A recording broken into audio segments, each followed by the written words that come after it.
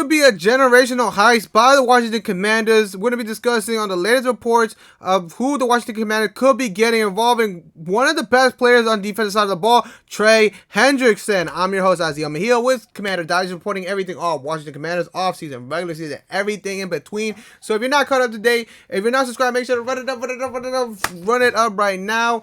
You guys have been popping off with the video. We want to keep improving that. As I said, 17 weeks until game 1. We're trying to get the subscriber count to 500. Come on. We're already I don't know how to do math.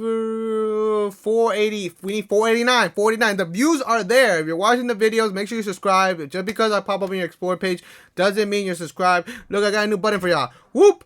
50% are not subscribed, so make sure to hit that subs up button, please. We're going to try to hit 500. We're trying to make it a goal. We can do it. We can do it. If everybody subscribes from the views, we can make it happen. I'm here reporting. I'm here with that.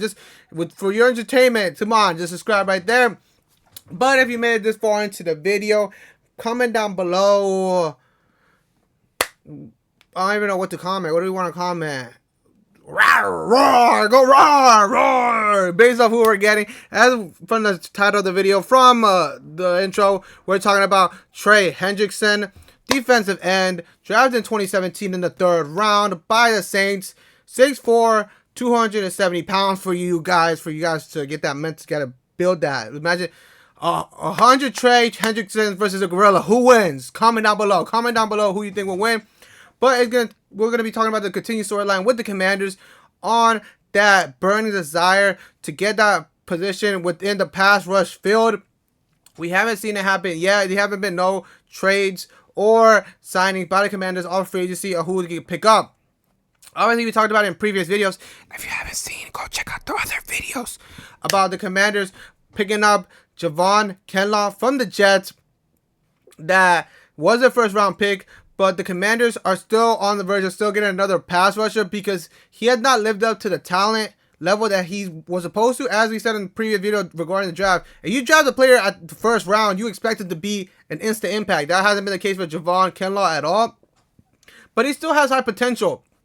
So the Commanders are going to keep him around. Dante Fowler Jr. leaves the Commanders. That leaves a big hole in that pass rush because he was the top sack leader. And if it doesn't... One thing is that it hurts that he left. Another is he goes back to Dallas. Jesus. That doesn't help the situation. As just a little sneak peek, we have 2 videos coming out today. 2 videos, sneak peek. Who got that Christmas game? Who got that Christmas game? The Commanders getting that Christmas game. You're getting a double header video today. Just to let you sneak peek. If you know, you know. But just to get back on topic, as of right now, the Commanders have Dorrance Armstrong, who is the top pass rusher for the Commanders, with him getting 5 sacks last season. But there's still speculation that Commanders could package up Armstrong in a trade deal to get Trey into the Commanders uniform. But we're going to be discussing on what some analysts are saying around the league regarding the situation with the Bengals. But my fault. But first, we're going to be talking about his stats. 17 games. This man has 17.5 sacks. That is 1st in the NFL. And the Bengals do not want to pay him. I don't know what. This is what we mentioned the Bengals before on the channel. This is what happens when you just go put all your money, invest all your money into just 3 players and 2 of them be in the same position. 17.5. I don't know what this man has to do in order to get they don't want to pay him, and he's legit sack leader, not just from his team but the whole league. 17.5 sacks, 2 forced fumbles, 19 tackles for losses, 33 solo tackles, 46 combined tackles, 36 quarterback hits, and he averages about 15 hits. Oh my goodness. I don't know what else. I would be frustrated too if I was him. I don't know what else more you could do to get your money's worth. He's legit one of the best defensive ends in the game, and they don't want to pay him.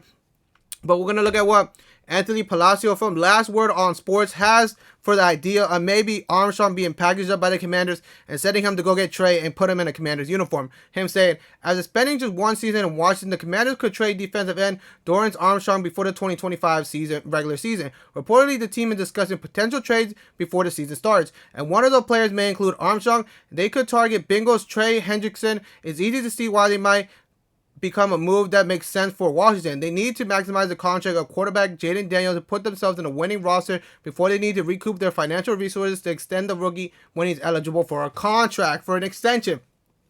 That has been going on with a storyline for the Commanders. And that Commander Digest video where we don't put a quote, strike when the iron is hot. They're trying to go all in. Whether it's well, obviously now they're going defensive side of the ball because they've done it offensively throughout the whole off season, just getting weapons from left and right. But now they're working on that pass rush because that is the biggest hole. That is the biggest weakness as of right now of this recording. But getting Trey in a Commander uniform can fix all that. You wanna he's looking for a long-term guaranteed contract. If you want to go back to, I forgot to mention, he's 30 years old right now, so the Bengals don't want to pay him. So this could be his last big money, and he's gonna want big money. He has 17.5 sacks, sack leader of all the whole league. He's gonna want big money. The Commanders have the funds to do it. We already know they were the top among all teams with the most cap space. But after some trades and some signing, we don't know how much money they have left. But they could get a deal done. Their front office knows what they're doing when it's time. One thing that helps them for sure is that they know how to come to agreements with certain players. They did it with Zach Ertz. They did it with Bobby Wagner. They know how it is. Trey coming into, let's do some math, 2017, 25. He's been 8 years in the league. It could be his last contract. So he's going to want to make big money contract. And we said it before, strike when I saw you need to get these best players while they're still playing great at a high level before you had to pay Jayden Daniels his money. Because he's going to need some money when it's time for him to get that extension. But we're also going to look at what Trey himself had to say after being done dirty by the Bengals, because it's been it's giving me old regime Commanders, not even Commanders, old regime Washington front office by the way they're treating him. Just to give you some backstory, Bengals Executive Vice President Katie Blackburn came out recently and said that Hendrickson should be happy with the money that he's been paid already, and that the money he's been offered when doing negotiation, that he should be happy to be a Bengals, that he should be grateful to make that money, that he doesn't deserve any. So Hendrickson came out in an interview and he spoke his mind. He's done. He's willing to put out all the dirty laundry for everybody to see. This is what Trey Hendrickson had to say about that situation. Those comments by Katie Blackburn were definitely disappointing, and communication has been poor over the last couple of months. It's been a little bit frustrating, and if I have anything they'd like to discuss, we're definitely willing to listen. When I say that communication has been poor, I mean that it's been here and there. We don't have any desire to be the highest paid. We've tried to be as patient as possible 3 years ago. I began to ask for a long-term contract with guaranteed money. It was very confusing to read what I read yesterday. Trey has been trying to get a deal done for the last 3 years. They do not want to listen, but then they don't want to pay one of the best defensive. My fault. They do not want to pay one of the best defensive edge rushers in the game, but then in the instant they go and pay Jamar Chase and T. Higgins be the highest paid wide receiver duo of all time at this point. But you don't want to pay your sack leader of the whole league. I don't understand. That doesn't make any sense. And you have them communicating through interviews. You don't even have them communicating together. So it just shows the poor communication that's going on in the Bengals organization and trying to get Trey Hendrickson a deal done. But he wants to get a deal done long term. The Commanders front office have always been on the same page. They're on the same page. They need to go get a pass rusher. You have one of the best pass rushers right now who's basically not going to get a deal done. This could be the great. If you thought Commander getting Tunsil, one of the best offensive linemen in the game, to Washington for little to nothing, in my opinion, imagine what you could get for Trey Hendrickson, the production you could get for him, being the top defensive edge rusher in the game, and him coming in there and making an impact on that side of the ball. You turn one of the weakest links from the offseason to one of the strongest strengths in Hendrickson and getting him a deal done. I believe you should go all out, get a deal done, package a deal, throw in some. If you probably will have to throw in a first round pick, but first round picks won't necessarily be a thing for the Commanders to worry about. Hopefully, I'm not jinxing, knock on wood. Knock on wood. Hopefully that won't be a problem for them in the next 2-3 years.